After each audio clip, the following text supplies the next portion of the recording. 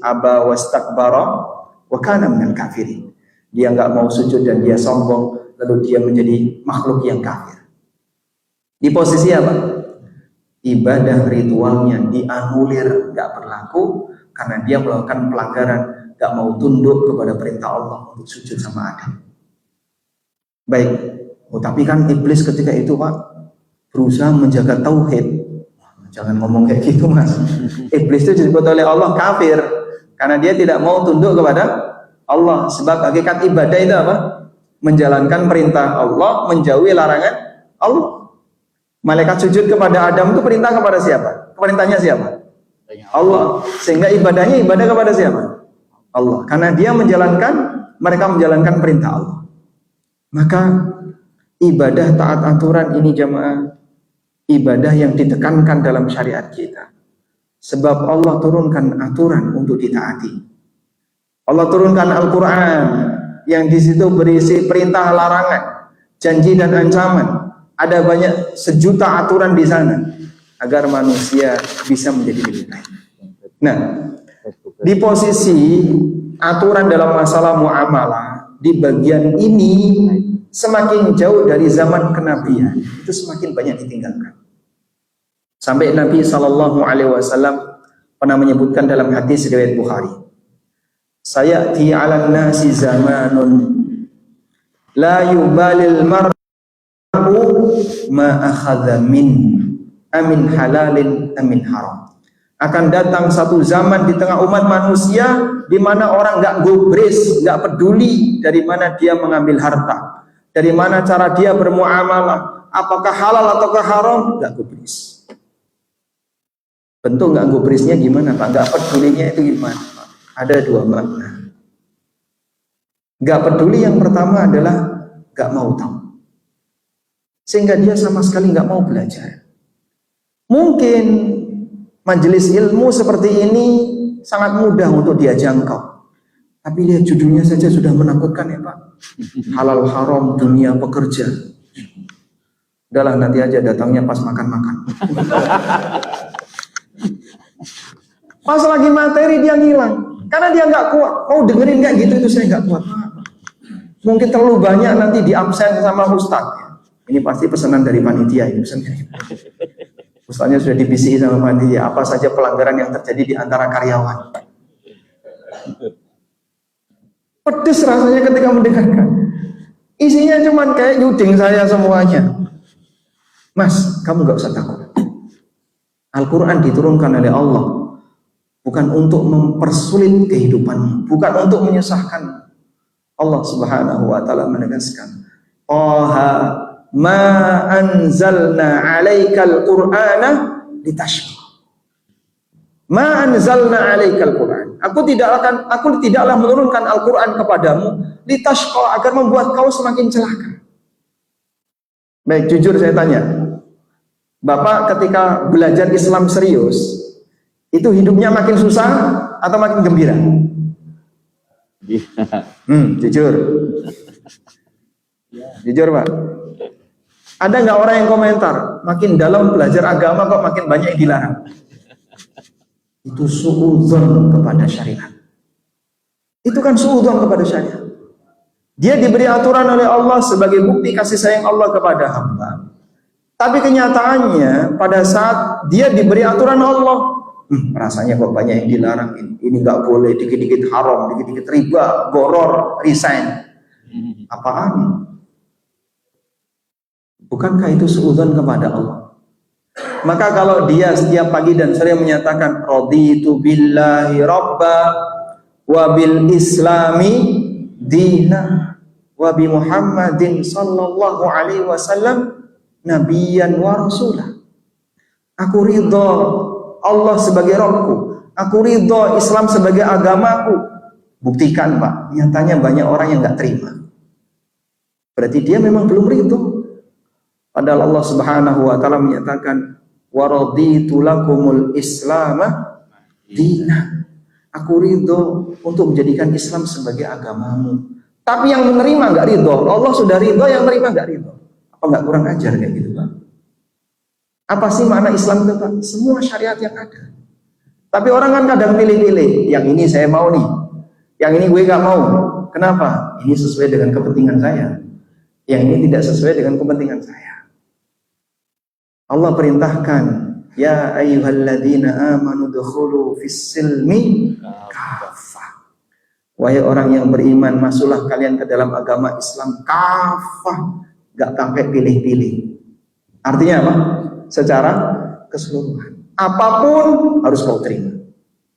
Tapi ini kok pahit ya Pak rasanya Pak. Yaitulah ujian bagi kamu ketika hidup di dunia.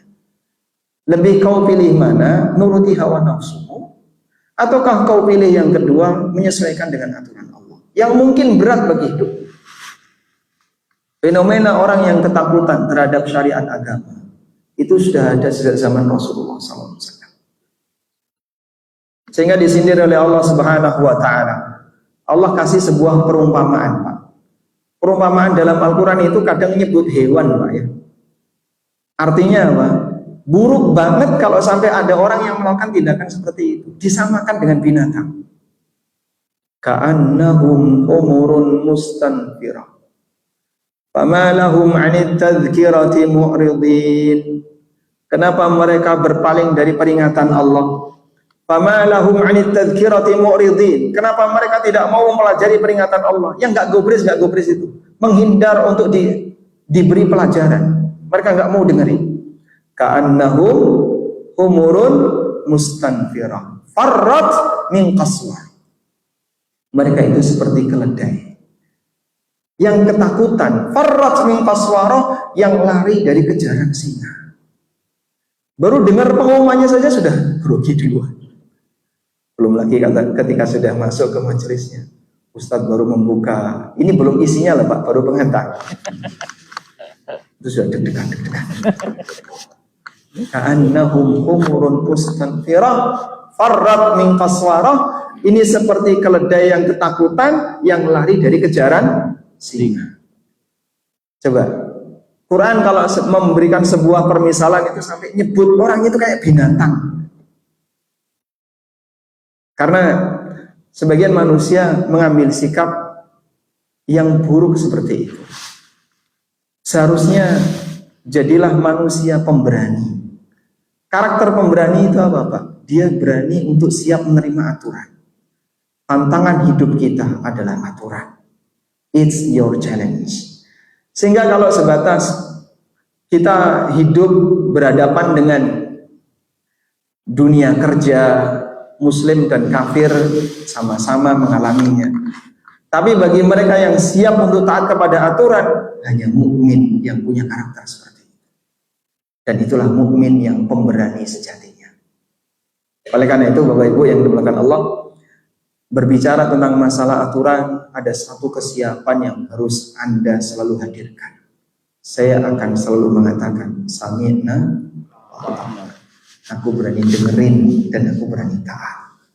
Jangan takut ya, insya Allah materi kajiannya menyenangkan. Kemudian yang kedua, makna dari tidak peduli masalah halal haram, yang itu merupakan fenomena di akhir zaman, adalah dia sudah tahu ini dilarang, tapi tetap dilanggar, dan rasanya seperti nggak ada beban salah. Kita semuanya sepakat yang namanya korupsi, pencurian, fraud dalam dunia kerja itu dilarang. Sudahlah Bapak nggak usah nyebut syariat aturan agama Islam. Bahkan secara budaya manusia, fitrah manusia ini ditolak. Makanya negara ateis sekalipun praktek seperti ini kan memalukan. Sehingga di negara mana yang korupsi hampir nol? Jepang misalnya, atau beberapa negara Eropa, beberapa negara yang dia sudah sangat melakukan ketertiban berkaitan dengan masalah kedisiplinan, itu hampir nol angka korupsinya, fraud itu hampir nol, walaupun mereka tidak punya agama. Jadi kalau bicara seperti ini, pelanggaran-pelanggaran seperti ini, nggak usah pakai nama agama Pak. Dengan pemahaman sederhana yang dimiliki oleh manusia, naluri manusia menolak seperti ini. Tapi kenapa Pak? Kadang masih banyak orang yang sengaja melanggar karena dia nggak peduli dengan aturan. Termasuk di antaranya, Muslim itu tahu kalau riba itu haram. Tapi gimana lagi ya Pak? Ini sudah menjadi budaya kami.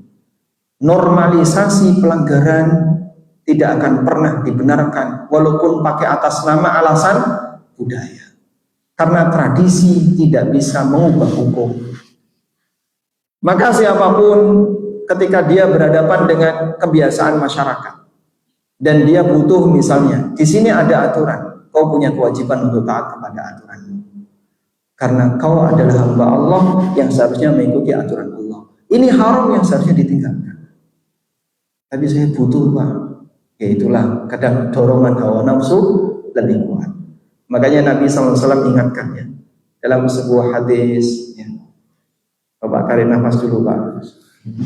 Kayaknya kalau sudah mulai deg-degan. Woles saja Pak ya. Slow saja Pak. Insya Allah tidak menakutkan. Nabi SAW menyebutkan dalam sebuah hadis tentang fenomena kenapa manusia itu melakukan yang haram. Beliau pernah menyebutkan seperti ini.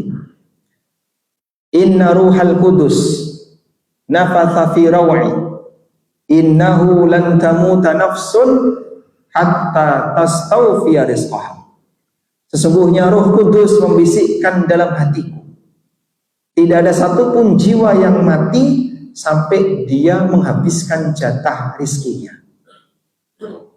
Jadi jatah rizki itu sama dengan ajal. Itu rumus. Maka siapapun yang hidup pasti akan diberi jatah rizki oleh Allah. Makanya jamaah, harta seberapapun cukup untuk hidup. Tapi harta seberapapun tidak akan cukup untuk mengejar gaya hidup. Ada hidup dan ada gaya hidup. Berdasarkan hadis ini Nabi SAW menekankan Roh Kudus. Siapa yang dimaksud dengan Roh Kudus? Jibril. Sesungguhnya Roh Kudus membisikkan dalam hatiku, innahu lan tamuta nafsun, tidak ada satupun jiwa yang mati hatta tastawfiya rizqaha, sampai dia menghabiskan semua jatah rezeki. Sehingga siapapun yang mati berarti jatah rezekinya sudah habis. Pada posisi ini seorang hamba yang andaikan dia membatasi dengan yang haram, itu dia akan mengurangi jatah rezekinya. Demikian pula ketika orang mengejar yang haram, yang halal. Nah, saya ulangi ya. Ketika seorang hamba membatasi diri dengan yang halal, tidak akan mengurangi jatah rezekinya. Ketika seorang hamba memaksakan diri mengambil yang haram, tidak akan menambah jatah rezekinya. Karena jatah rezeki itu sudah ditetapkan oleh Allah, gak bakalan geser. Maka Rasulullah SAW ngasih peringatan, fala tastabtihu anha, maka janganlah kamu memiliki penyakit istibta. Apa itu Pak penyakit istibta? Penyakit istibta artinya adalah ingin cepat sukses sebelum waktunya. Tulis Pak, yang bawa HP tulis pakai HP. Bila perlu jadikan status. Nabi SAW mengingatkan tentang keberadaan penyakit istibta. Penyakit apa itu? Ingin cepat sukses sebelum waktunya. Karena berawal dari inilah kenapa manusia mengambil yang haram. Sehingga dorongannya apa sih Pak kalau sampai terjadi transaksi riba, sampai orang ngejar judol, pinjol, aneka penipuan, karena dia punya penyakit istibta. Sehingga ngejar gaya hidup, ingin kelihatan sukses sebelum waktunya. Contoh Pak, ya mungkin kasusnya barangkali tidak terjadi di masjid ini ya. Kalau di luar masjid mungkin terjadi. Kalau pas lagi kajian kan orangnya tidak melakukannya. Belum waktunya punya rumah, lalu nekat KPR riba. Itu contoh sederhana. Yo kan belum waktunya punya, tunggu dulu. Nah, gimana Pak ya? Pak Ustadz jangan nyebut kayak gitu Pak Ustadz. Ini kasus kita bersama. Sebentar dulu. Baik, Anda tidak akan memiliki beban berat kalau yang berkasus banyak orang. Cuman sekali lagi ya, apa yang membudaya, jika itu salah, normalisasi tetap tidak boleh dilakukan. Ini nggak normal, Pak. Sehingga tetap harus dikembalikan kepada jalur yang benar. Masalah tetap ada pelanggaran, itu urusan pribadi. Yang penting tanggung jawab Ustadz sudah menyampaikan. Sehingga nanti kalau Allah tanya kepada saya, kamu kan ketemu sama karyawan Astra, kenapa nggak diingetin? Sudah saya ingetin ya Allah. Jangan beralasan sudah terlanjur. Karena buktinya setelah lunas tetap ngambil lagi kan. Jadi disebabkan karena penyakit istibeto itu orang ngejar, ingin kelihatan sukses, kelihatan berhasil. Kapan bro lo punya rumah kalau nggak pakai kayak gini? Emang lo mimpi bisa punya rumah segera? Tabunganmu nggak bisa ngejar kenaikan harga tanah misalnya. Itu kan bisikan setan. Sehingga orang dimotivasi, dibuat takut dalam keadaan tidak kebagian jatah. Akhirnya seolah-olah kalau nggak pakai cara haram, dia akan kesulitan untuk mendapatkan yang mubah. Belum waktunya punya kendaraan roda 4 misalnya, nekat leasing. Kamu itu loh, kalau jadi anak seharusnya bisa membahagiakan orang tua. Kalau mudik kok masih pakai bis umum, nggak bawa mobil pribadi, malu orang tua. Anaknya kerja di Jakarta, pulang ke Jawa, bahagiakan orang tuamu. Kamu pulang bersama keluargamu, bersama anak istrimu sambil bawa roda 4, bawa mobil, kan keren dipandang tetangga. Betul kayak gitu Pak ya? Karena dorongan ini, akhirnya belum waktunya punya mobil, dia nekat leasing riba. Belum waktunya. Sampai akhirnya pada titik tertentu, ketika dia terpaksa, awalnya dia memprediksi orang akan selalu husnudzon kepada dirinya saat utang. Saya ulangi ya, manusia itu terlalu overthinking, berlebihan untuk husnudzon pada dirinya, husnudzon pada dirinya ketika dia mengawali utang. Bisa kok, insya Allah bisa, bismillah. Kadang nggak pakai insya Allah. Kalau saya prediksi gaji saya sekian, take home pay-nya sekian, belum bonus akhir tahun sekian, belum tambah apa? Belum tambah lembur-lembur sekian. Wah, kayaknya ini bisalah selesai dalam waktu 5 tahun. Nekatlah dia ketika itu. Setan memanas-manasi dia, tenang saja. Kamu bisa, kamu bisa, kamu bisa. Sehingga saya pada titik ketika dia dimotivasi untuk bisa-bisa dan seterusnya itu, akhirnya dia memberanikan diri mengambil sesuatu yang bermasalah. Ini mohon maaf Pak Direktur ya, karena sedang mencuci mereka ini. Namanya gosok kan memang harus sedikit kenceng Pak ya.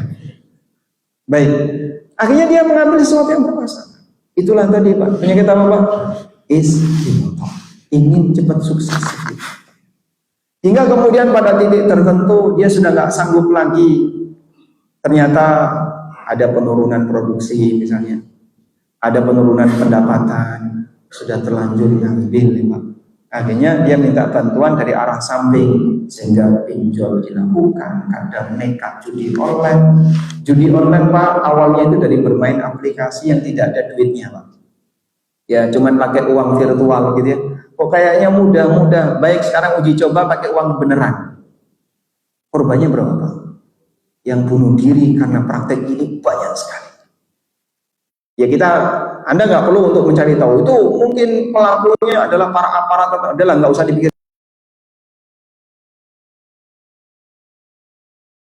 Yang penting kamu jangan ikutan. Sehingga kalau ini menjadi masalah negara, mungkin kita nggak sampai pada titik sentral untuk bisa membongkar semuanya. Tapi yang penting tolong jaga diri kita, keluarga kita masing-masing. Ternyata banyak sekali orang-orang yang mungkin penghasilannya besar, tapi ternyata dalam waktu yang sama dia nggak bisa merasakan hasil dengan bahagia. Tertekan dengan tagihan, tertekan dengan apalagi misalnya cicilan, bahkan sampai harus berhadapan dengan debt collector dan sebagainya. Kenapa? Berawal dari penyakit istimewa tadi. Jangan pernah dituruti. Sekali lagi, uang berapapun tidak akan mampu untuk mencukupi gaya hidup. Gaya hidup ini sisi lain dari penyakit istibdal. Orang didorong untuk kelihatan hebat, kelihatan sukses, kelihatan punya banyak materi, sementara kemampuannya belum cukup untuk sampai ke sana. Akhirnya nekat harus mengambil yang haram. Karena itulah Bapak Ibu yang dimakan Allah, Nabi SAW ngasih arahan untuk bisa menghindari penyakit istibdal itu, kamu harus komitmen dengan satu prinsip. Khudhu ma hulla wada'u ma hurrim. Ambil yang dihalalkan, tinggalkan yang diharamkan. Dan tidak semua yang Anda perjuangkan akan Anda nikmati. Bisa jadi ada orang yang misalnya nekat beli villa di puncak, nekat beli rumah di daerah-daerah bukit misalnya. Belum tentu dia nikmati. Banyak orang Jakarta Pak beli villa di puncak. Awalnya ketika dia punya seneng banget tuh. Tiap Jumat berangkat. Tapi harus berlawanan dengan perjuangan macet. Lama-lama awalnya tiap pekan, lama-lama tiap bulan, lama-lama setahun sekali. Habis itu 5 tahun sekali. Siapa yang menikmati? Pak Kelur. Yang punya nggak menikmati, tapi orang lain menikmati. Sementara yang jelas dia pasti akan mempertanggungjawabkan dari apa yang dia lakukan. Karena jemaah berkaitan dengan masalah kepemilikan harta, Nabi SAW ingatkan akan keberadaan hisab. Dalam sebuah hadis riwayat Tirmidzi, Rasulullah SAW bersabda, "La tazulu qadama 'abdin yaumal qiyamah hatta yus'al." Kaki seorang hamba tidak akan geser besok di hari kiamat sampai dia ditanya oleh Allah tentang 4 hal. 4 hal itu apa saja? Yang pertama, an umrihi fi ma'afna. Manusia bakal ditanya oleh Allah tentang umurnya, untuk apa dihabiskan. Bicara umur sama dengan waktu. Kita akan ditanya oleh Allah tentang waktu yang kita gunakan. Yang kedua, wa an syababihi fi ma'abla. Tentang fisik mudanya, untuk apa dia gunakan. Karena waktu kita masih muda, waktu kita masih produktif, kita masih bisa beraktivitas dengan maksimal. Allah bakal tanya, kau ketika masih muda kau pakai apa? Nyari dunia, kerja, jalan-jalan, healing, touring, mancing, camping, keliling, pusing. Ada sebagian, saya pernah dengar langsung ya, udahlah nanti kalau dekat ke agama, belajar agama nanti kalau sudah tua, kalau udah pensiun. Bayangan dia seperti itu. Sehingga pada saat dia masih aktif, dia masih produktif, fokus, mumpung kamu masih bisa menikmati dunia, puas-puasin saja. Nanti dekat ke agama kalau sudah tua. Ya, alhamdulillah kalau tua masih ingat. Pulang dia ke masjid yang selama ini dia ngilang. Begitu dia ikut kajian bareng Ustaz, mohon maaf Pak Ustaz, tolong materinya jangan berat-berat, saya susah mencerna, saya sudah tua. Ya Bapak dulu waktu masih muda kemana saja, kok tiba-tiba beralasan sudah tua. Kita memberikan agama di waktu sisa. Kita memberikan porsi untuk agama di waktu sisa. Sehingga yang produktif, yang seger kita berikan untuk kegiatan duniawi, sisa-sisanya baru kita berikan untuk agama. Kurang lebih kan kayak gitu ya. Bapak megang Al-Quran itu saat kapan Pak? Hah? Sampai rumah Anda biasanya jam berapa kalau pulang kerja? Jam 8, jam 6, tergantung posisi ya. Yang di Bekasi sampai rumah jam berapa? Setengah 10. Oh lembur.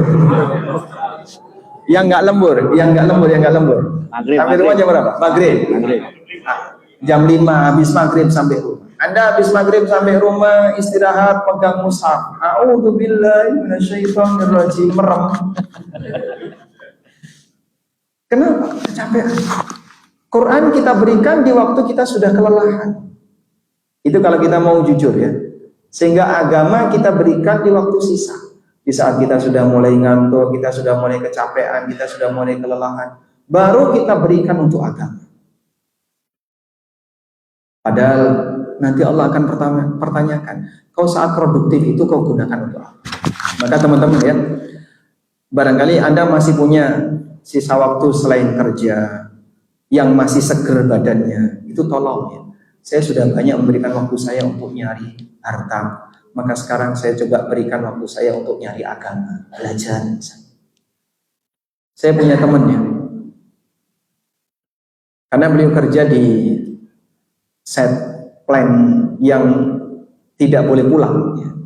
Kerjanya di offshore, 2 pekan kerja, 2 pekan libur. Itu sampai berhasil menghafalkan sekian belas juz. Saya kalau ngisi di daerah sana, ini karyawannya kok banyak nganggur. Iya, karena kerja kita kan kerja dalam posisi siaga. Jadi yang penting datang di situ sudah. Banyak waktu kosong itu dimanfaatkan untuk menghafalkan Quran. Sampai dia berhasil menghafalkan sekian juz, belasan juz. Memanfaatkan waktu-waktu kosong. Di saat yang sama mungkin banyak yang cuman scroll HP, nonton-nonton yang mungkin tidak ada manfaatnya. Sangat disayangkan. Baik. Kemudian wa ilmihi mata amilahi. Manusia bakal ditanya oleh Allah tentang ilmunya, sejauh mana ilmu itu sudah berhasil diamalkan. Dan yang terakhir tentang masalah harta, wa an malihi min aina tasabah wa fima anfaqah. Orang akan ditanya oleh Allah tentang hartanya. Dari mana dia dapatkan harta itu dan untuk apa dia gunakan harta itu. Ada 2 pintu yang akan ditanya. Anda layak bersyukur kepada Allah ketika Allah Subhanahu wa taala berikan kepada Anda sumber pendapatan yang 100% halal. Anda kerja di unit produksi yang halal, perusahaan manufaktur yang halal, gaji Anda halal. Lemburnya halal, bonusnya halal, pendapatan utamanya halal. Walhamdulillah. Di luar sana masih banyak orang Pak yang kebingungan mau kerja di mana. Sampai mereka bilang kita lebih capek nyari kerja daripada capek kerja. Nyari kerja itu lebih capek daripada kerja. Kemarin kan ada job fair ya. Lowongannya berapa? 25.000. Tapi yang hadir berapa? Betul, lowongannya 25.000 ya. Atau berapa? Yang hadir bisa 100 kali lipat dari lowongan yang ada. Saking banyaknya orang yang kebingungan nyari kerja. Mereka yang mungkin sekarang sedang kuliah, itu bisa jadi hanya pelarian daripada saya nganggur mending kuliah. Makanya kan sebutannya pengangguran terselubung. Itu yang lagi kuliah. Dan mereka belum tentu ketika lulus dari kuliah terus bisa langsung keterima kerja dan dihantui kayaknya masa depan kami suram ya Pak pasca lulus. Madesu. Anda yang sudah punya tempat kerja yang nyaman, layak untuk bersyukur, maka pendapatan yang halal ini tolong Anda syukur. Di luar sana masih banyak orang yang kebingungan mau kerja apa. Yang kedua, Allah bakal tanya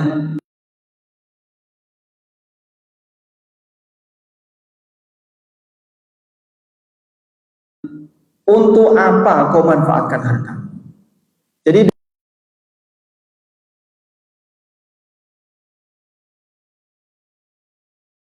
2 pintu. Makanya orang Muslim tidak hanya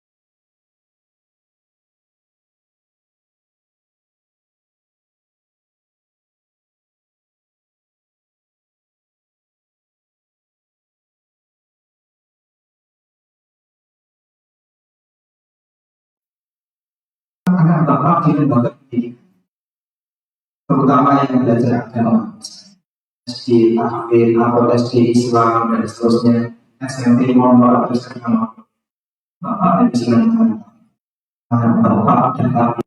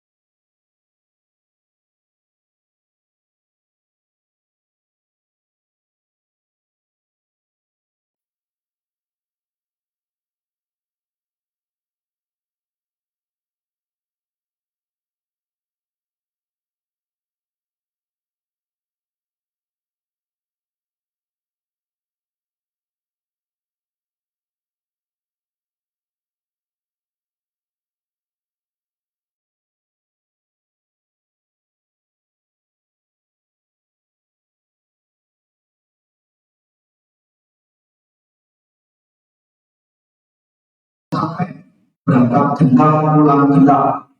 Masa nggak dapat apa-apa di akhirat, sayang banget kalau hanya cuma habis untuk hal yang sia-sia di dunia. Hanya untuk misalnya keliling-keliling. Begitu pulang, ya sudah selesai. Tapi kan saya butuh liburan. Iya, memang ada butuh liburan. Tapi tidak harus dikejar sesuai dengan harapan. Selalu seperti itu. Dan tidak semua yang kita inginkan harus diikuti.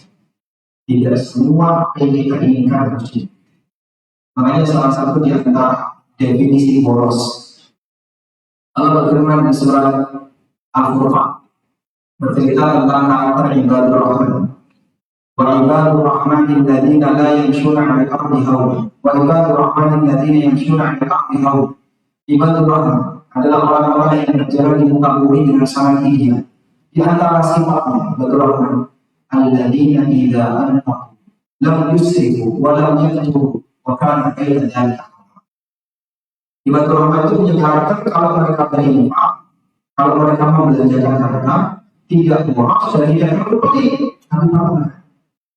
Itulah ibadur rahman.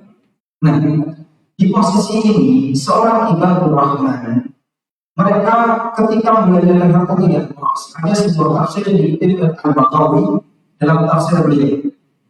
Beliau mengutip keterangan Umar bin Khattab. Kata beliau, kata Umar, kafa billahi sa'a. Cukuplah seseorang itu dianggap sebagai manusia. Allah yang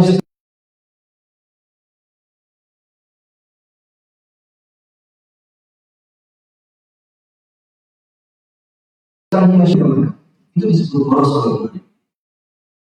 Saya belum mencicipi sakit mandi sudah mana purwakarta.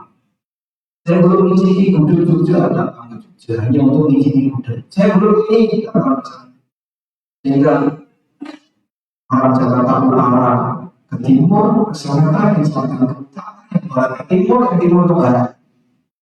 Masa kita hanya untuk menjaga kulturnya. Itu namanya sih kok sampai antri mengulang, antri mengulang. Ya, habis dapat piring, nyari meja dulu, antri berdiri nungguin orang yang sedang makan, karena janjian untuk makan. Habis itu dari pesan apalah, lagi ngantri lagi. Seperti itu diperjuangkan. Sudah perjalanan melawan macet, dia capek, lalu dia ngantri di situ berdiri lama, hanya untuk mengejar sebuah kuliner. Itu kalau boleh paling nanti dengan yang namanya antri. Makanya saya minta maaf dia. Kalau manggil warung nomor 1 sepi. Angka itu nomor 203. Karena ya tentu hal apa masuk perhatikan ya. Ngapain kita harus memperjuangkan sebuah antrian sampai harus ngejar sana ngejar sini. Yang bikin antri rumah makan di Jogja itu orang Jakarta. Sehingga ada teman-teman di Jakarta. Saya sudah pernah makan ini. Aku tahu nggak kalau makan ini? Nanti ada di mana? Kok bapak hati saya nggak pernah tahu? Maaf dari saya nggak pernah tahu. Jadi gara-gara seperti inilah orang itu terkadang terlalu memaksakan. Sehingga seharusnya dia bisa berpikir pemanfaatan untuk bisa mendapatkan apa, justru malah dia lupakan. Ingat kita akan dihisab oleh Allah, tidak hanya dari mana Anda datang, tapi juga bagaimana Anda. Karena itu tolong diwaspadai Bapak Ibu sekalian, bahwa kita tidak hidup sekali, akan ada kehidupan yang kedua. Di kehidupan yang kedua itu butuh perjuangan untuk kehidupan. Dan kata ayat Nabi Muhammad ketika ditanya tentang dunia, beliau pernah menyampaikan, awaluhu ana wa akhiruhu fana fi halali hisabun wa fi haramihi azab. Awalnya didapatkan dengan cara capek, Anda kerja capek, sehingga dunia itu didapatkan dengan cara lelah. Ada yang harus lakukan rebutan, ada yang harus berantem dulu, sehingga dalam urusan tambang berantem. Isra nasional. Kalau mereka bisa dapat harta, tapi capek ganti. Sehingga kritikan kanan kiri yang keluar di medsos terbaca oleh mereka sakit. Capek batin. Capek batin. Berantem itu sakit batin. Waktu farah, ujungnya farah. Semuanya akan binasa. Kalau ada orang yang mati duluan sebelum hatinya habis, atau hatinya binasa sebelum orangnya mati. Dan yang namanya dunia ini, Allah berikan keterbatasan untuk bisa mati. Baik, saya tanya ini, yang sebelah kanan, sebelahnya lagi. Bapak, makanan apa yang paling Bapak suka?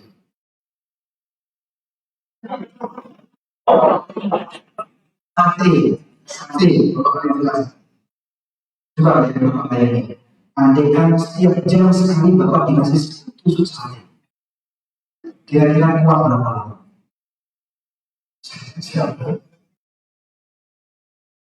Jadi walaupun kita sama makanan tertentu, tapi kan ada batasnya, bosan, enam, kemudian apa lagi? Kolesterol, baik. Kenikmatan dunia itu dibatasi Manusia dalam menikmati dunia itu dibatasi.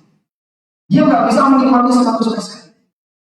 Atau yang lain, Allah kasih manusia itu apa? Pantangan. Ini kolesterol, ini asam urat, ini darah tinggi, bapak punya potensi jantung, bapak punya potensi ini, sehingga serba dihindari.